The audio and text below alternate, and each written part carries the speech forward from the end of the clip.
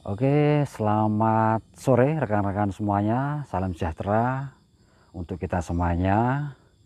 Kali ini jumpa lagi di konten saya Aji Van Suryo. Kita explore lagi ya di petilasan dari Kanjeng Sunan Kalijogo. Ya, di Desa Jati Ombo, masih di wilayah Mijen ini di Semarang ya. Tapi sebelum kita lanjut, teman-teman jangan lupa untuk subscribe, like, share, and tekan tombol notifikasinya. Oke. Nah, ini pemandangan dari petilasan dari Kanjeng Sunan Kalijogo.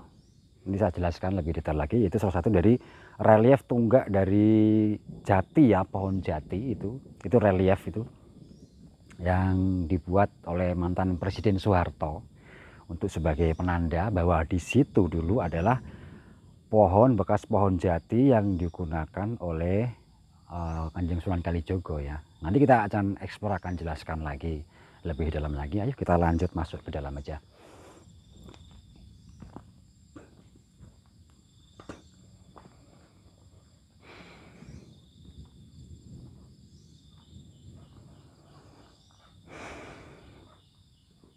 Nah, ini rekan-rekan ya. Ini rekan-rekan kita lihat ini. Ini dulu dibangun oleh mantan Presiden Soeharto ya. Itu dibangun seperti kayak bak ini ya, dulu maksudnya dari Presiden Soeharto untuk penampungan air yang kemudian disalurkan di pipa di sana ya, tapi sekarang sudah nggak dipakai ya. Dan lihat itu adalah relief dari bekas pohon jati, itu tunggak ya, itu relief tunggak yang dulunya tuh di sini itu ada pohon jati yang digunakan oleh Sunan Kalijogo ya. Itu pas digunakan, menurut almarhum saya itu digunakan pada waktu dipotong, itu dia sudah dipotong tapi dia berputar-putar atau kalangan, maka terkenal juga istilah di sini jati kalangan ya, jati yang berputar-putar ya. Tapi perlu diketahui oleh rekan-rekan semua bahwa area sini itu dulunya itu adalah masih dalam wilayah kebun rojo dari Raja Sanjaya ya, di zaman Prabu Sanjaya itu. Jadi memang itu ya sangat-sangat keramat sekali wilayah sini ya. Nah, kenapa Kanjeng Sunan Kalijogo kok memilih pohon atau memilih pohon jati ini kok di sini nggak di tempat lain, kan itu pertanyaannya ya. Nah, itu karena satu, saya akan mengupas lagi ya lebih dalam lagi tentang suatu cerita di mana yang sebenarnya menurut kacamata batin saya yang sebenarnya itu bahwa Kanjeng Sunan Kalijogo itu mencari pohon jati itu untuk sebagai tanggul ya, untuk menanggul sungai di wilayah Kreo dekat sini. Karena apa? Karena satu, bahwa Sunan Kalijogo itu adalah pengayom ya, pengayom masyarakat tanah Jawa, yang dimana masyarakat di wilayah Kendal, Mangkang, di Semarang itu daerah Pantura itu dulu sering kebanjiran ya, Kemudian ini kan dataran tinggi. Kemudian masyarakat sekitar situ istilahnya berkeluh kesah dengan Kanjeng Sunan Kalijogo.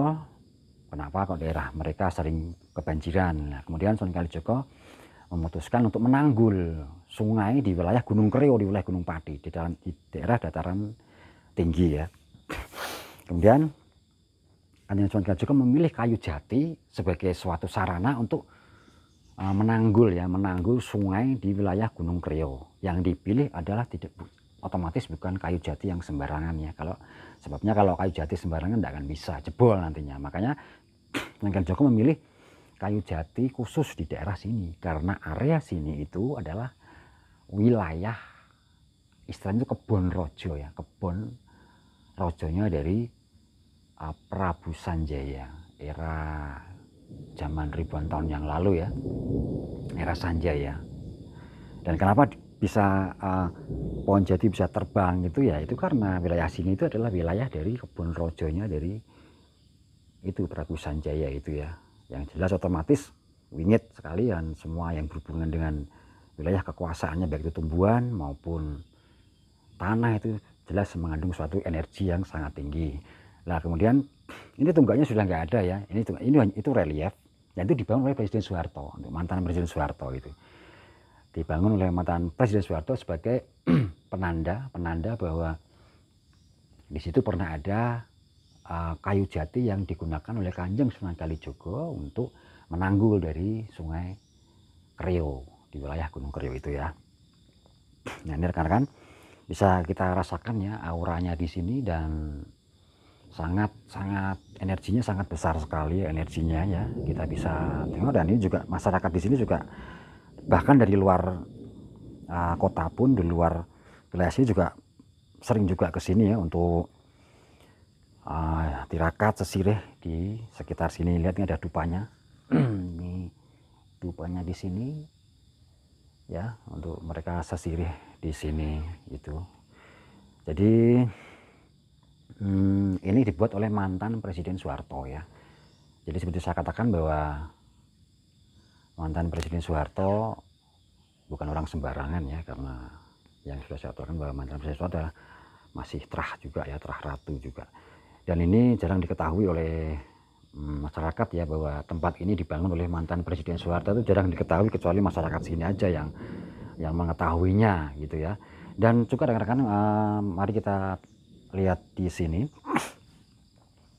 Di sini dijaga oleh ya tempat ini ya, di sekitar sini tuh auranya itu sangat kental, sangat energinya sangat tinggi sekali ya. Di situ sudah kental sekali, dan penjaganya di sini juga banyak untuk wilayah di sini, di tunggak kayu jatinya ini lah. Ini yang saya kupas lagi ya, bahwa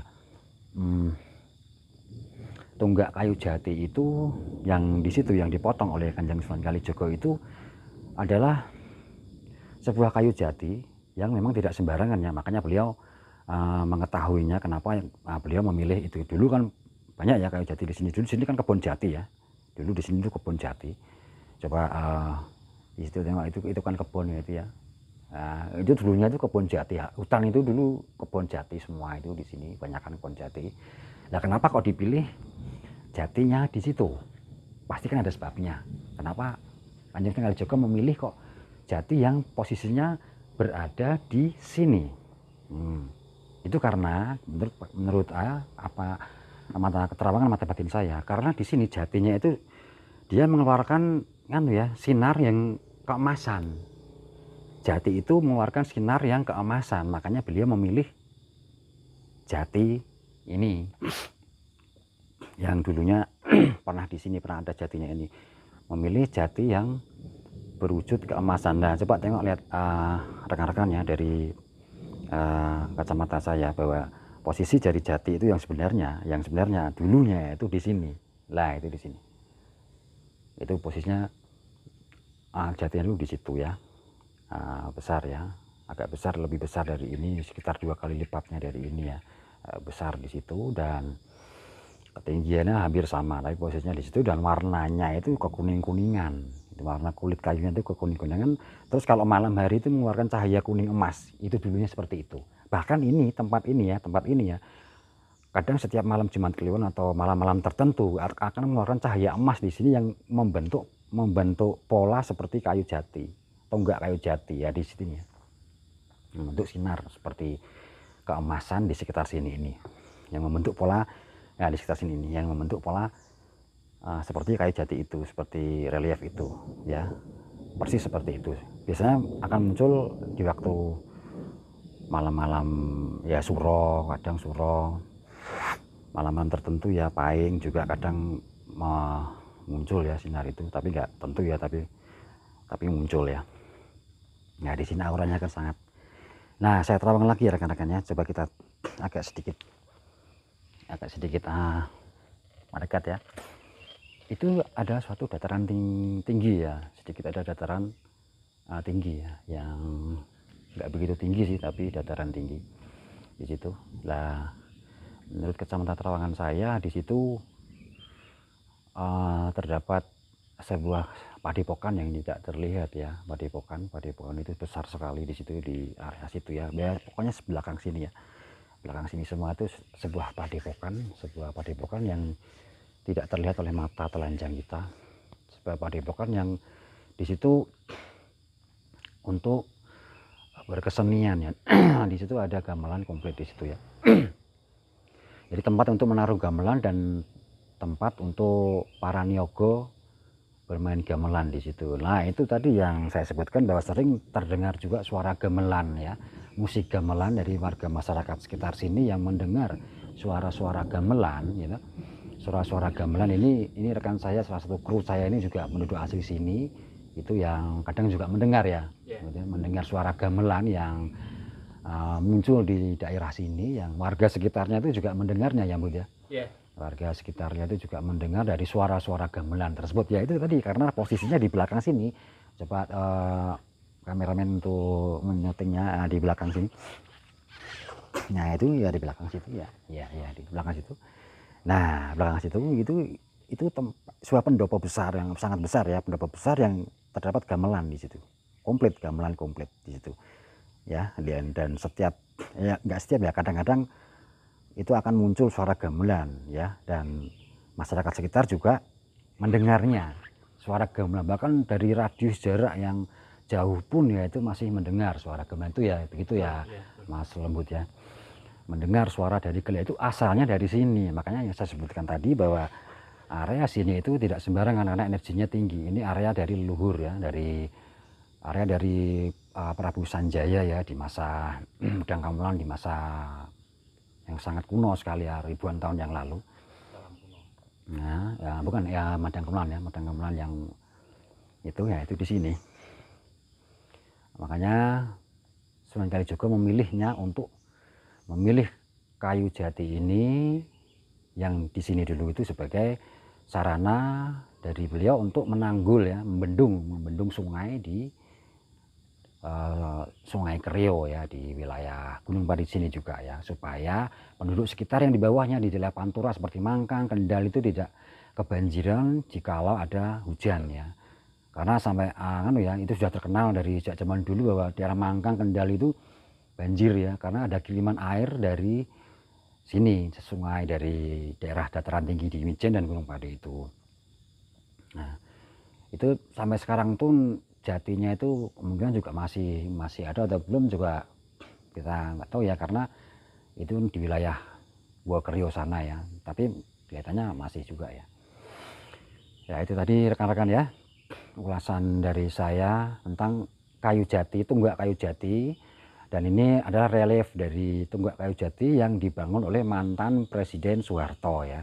Termasuk tempat ini yang air ini, itu bak penampungan air itu sebenarnya untuk tempat penampungan air untuk sawah ya, pengairan sawah, tapi sekarang sudah nggak digunakan lagi ya. Tapi di situ ada sendang ya, ada telaga yang dibuat oleh Kanjeng Sunan Kalijaga. Nanti kita bisa ke sana sebentar untuk melihat telaganya dari Kanjeng Sunan Kalijaga ya. Itu tadi di sini auranya energinya sangat tinggi sekali, karena sangat enak, adem sekali ini, enak, adem, tenang gitu ya, sangat sejuk sekali kalau menurut saya loh ya, itu sangat sejuk sekali, sangat enak sekali di sini ya. Ada getaran yang energi yang cocok di sini ya, maknyas gitu ya, Lembut dan Mas Gambir ya. Getarnya itu sangat maknyas, enak ya, membuat hati itu tenang, adem, ayem gitu ya. Dan seakan-akan kita kayak dicas gitu ya, energi kita kayak dicas gitu ya. Betul. Ya itu tadi ya. Karena ini adalah salah satu punden ya, punden dari leluhur ya, dari leluhur kita. Makanya yang saya katakan tadi bahwa kita wajib untuk menjaga, melestarikan dan merawat peninggalan-peninggalan, situs-situs tirasa dari leluhur.